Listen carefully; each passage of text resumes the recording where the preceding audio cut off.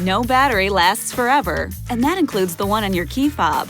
But fortunately, replacing it is easier than you think. All you need is a small flat-bladed tool and a new battery. In this case, a CR2450 3-volt.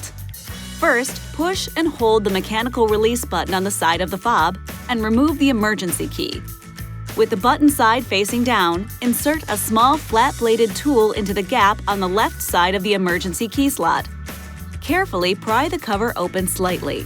Using your fingers, separate the case. Then, use the tool to pry out the old battery. Insert a new battery with the positive pole facing up. Put the case back together and snap it shut. Now just reinsert the emergency key and you should be all set. This video is not intended to take the place of your owner's manual. For complete details and other important safety information, please see your owner's information.